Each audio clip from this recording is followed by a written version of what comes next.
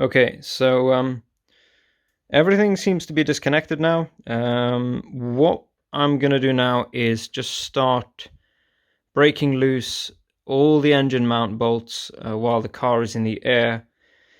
With a limited room to work in here, we're probably gonna have to roll the car back out a little bit to get the engine hoist in properly, which means the car's gonna have to come down onto all four wheels again. So before we do that, I'll just break all the engine mounts loose so that because that might be easier to do now while I've got it up in the air. And then hopefully we can remove the engine mounts once we lift the engine with all four wheels on the ground. That is my idea. We'll see if that works or not.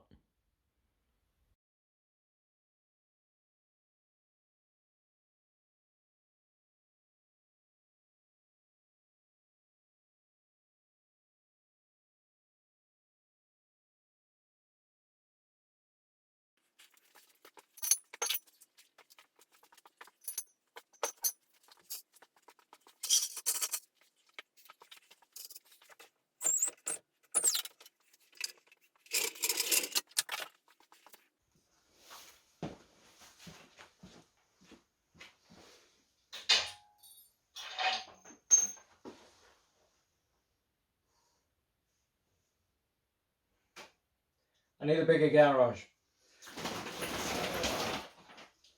Maybe I can make it work.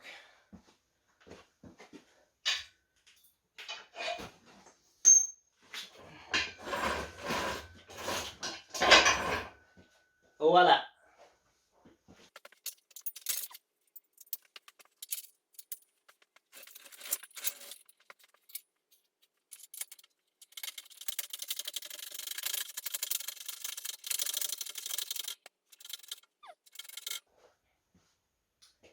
All right, well, if you weren't paying attention before, you're probably paying attention now. So, where should I stand in this place? That's an engine hoist. If you've never used one before, like me, that's how they work. You unfold the legs, and then there's sprints. I'll give you a close-up in a minute. Safety sprints to make sure the legs stay down, whatever. And yeah, this is just your standard hydraulic cylinder.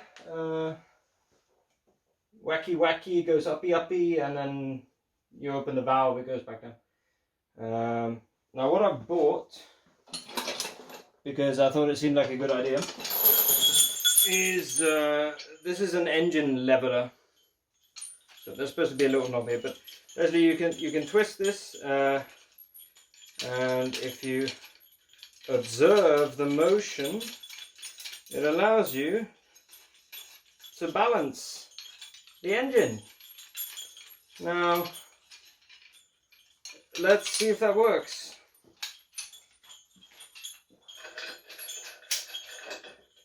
Oh, that needs to go up a bit.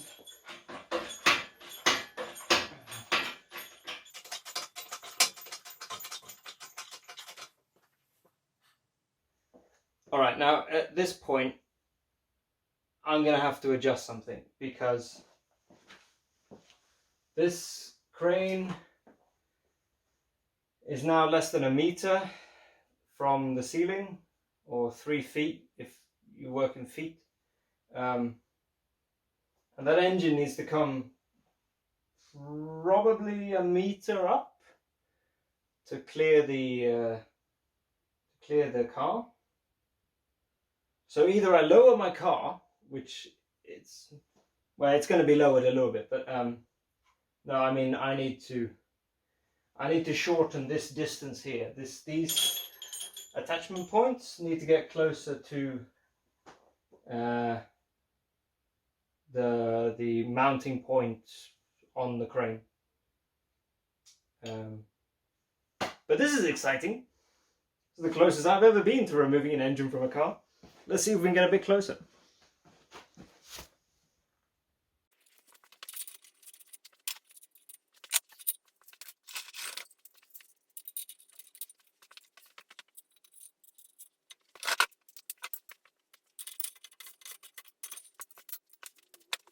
Okay, and as you can see, the simplest solution to that problem, at least I think it's a solution, was to just disconnect the intermediary chain there, and connect this engine leveler directly to the crane itself. I've got a little knob to go on here, so this can be operated more easily, but that looks good, I guess. I need to put it in front of the car again, but we just lost about that much for scale. So yeah, that seems good. For those of you who've never used one of these, yeah, uppy downy here, open the valve here to lower it, and then just for folding, you've got these sprints in place which secure the legs, one on either side, and the legs obviously have wheels on them to slide under the car.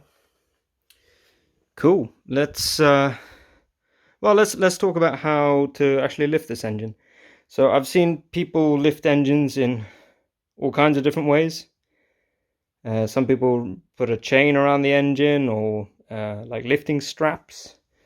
This engine leveler has brackets with holes, so I figured I could put those against the block and put a bolt through the hole into a like a lifting point, and I think that will work. And let's try not to trip over stuff. And then there's another one here, so that'll work. The gearbox side of the engine is a little bit trickier, but I figured I could just use the gearbox bolt. So one there, and then there's another little gearboxy bolt back there. So I'm going to try to remove those two bolts so I can put the engine leveler bracket on either side of this engine, and we'll see how that goes. There's some adjustability here in selecting which holes to mount in, but I think it's gonna need to be where it is, probably, given the width of the engine. This perspective makes this look... This doesn't illustrate at all what I wanted to show you, but yeah. This should work out. Let's see.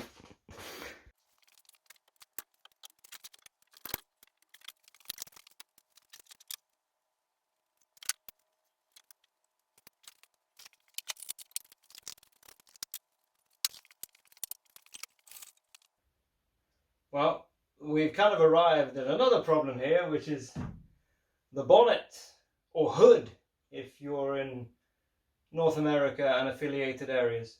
Sorry, Canada.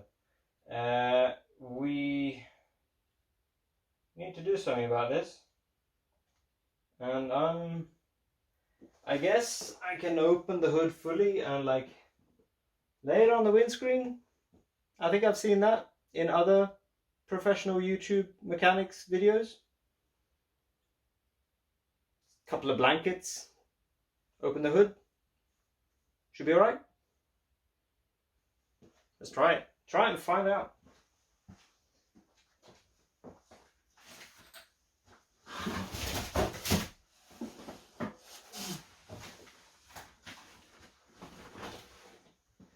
If I don't have a windscreen after this, then at least I tried.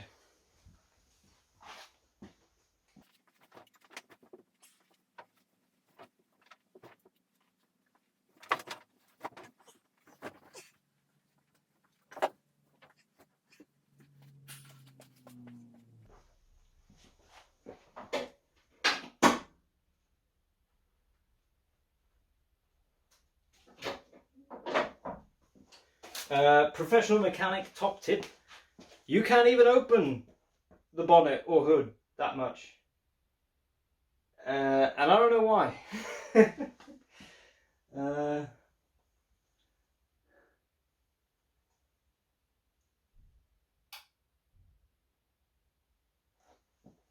It looks like this is a bonnet removal job, possibly. I do need to get it open more than it's open at the moment, and and it hits stuff here. So yeah, this may be the end of tonight's shenanigans. I will lower this down because I can get it in, but I just can't lift the engine out with the hood like this. So I'll just check if the positioning of the engine leveler and its brackets are correct. And then I'll need to get help to remove this hood. I'm not doing that on my own. That would be a disaster. So yeah, let's see how this goes. And now you can see me lowering it.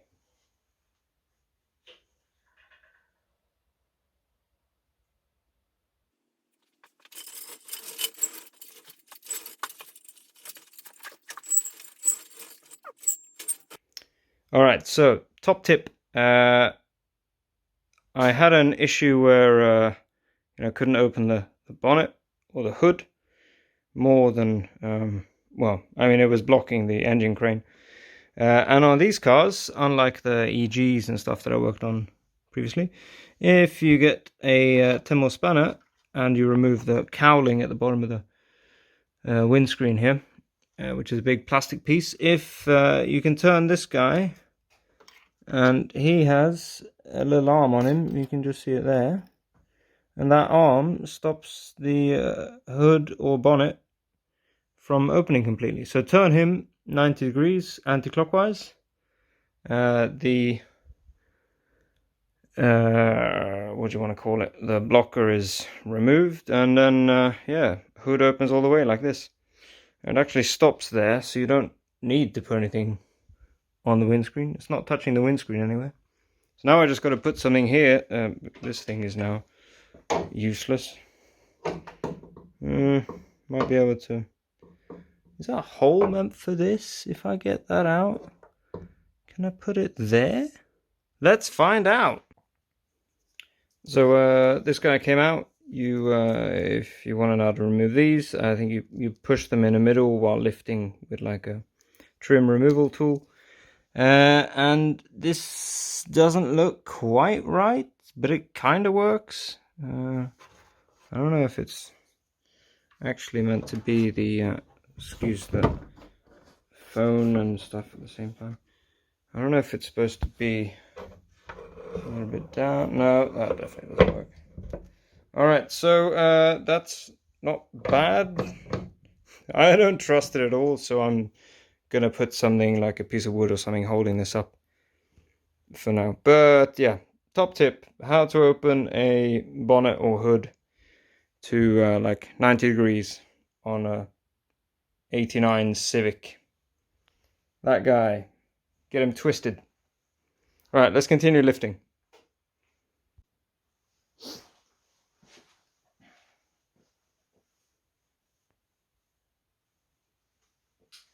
All right, so I got a bit carried away here, but the first engine mount bolt is out. I'll show you in detail how I lifted the engine in a second. I had some problems. There's on the front control arms, the lower control arms, there's a bolt that goes through them and sticks out the bottom. Looks a bit like that. And then that was catching on the top of my engine crane. So had to raise the car up, a few bits of wood under the tires. Seems to have done the trick. It does mean that I'm probably now gonna have a hard time moving the car, so I'm hoping that it's gonna be enough just to bring the crane back. But yeah, let's free this engine.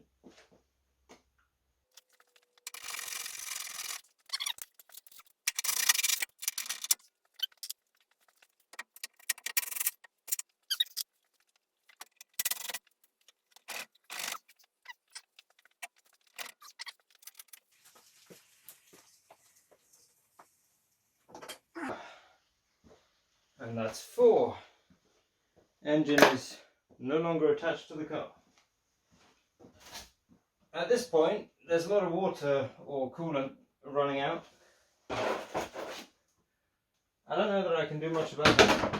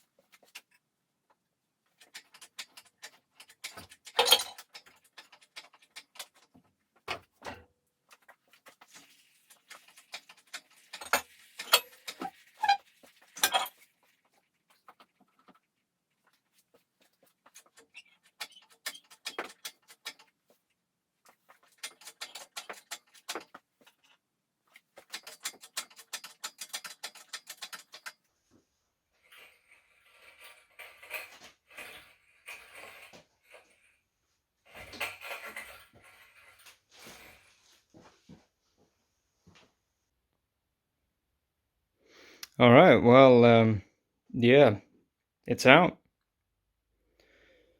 That went pretty well. Could have gone a little bit better, but not too bad at all. Yeah, that's where the engine used to be. And that's where it is. It's obviously not resting on this piece of wood. It's the engine crane is still carrying most of the weight here. You know, it is. I just didn't want it to be hanging in the air. So, should the hydraulics fail for any reason, then it doesn't have very far to go.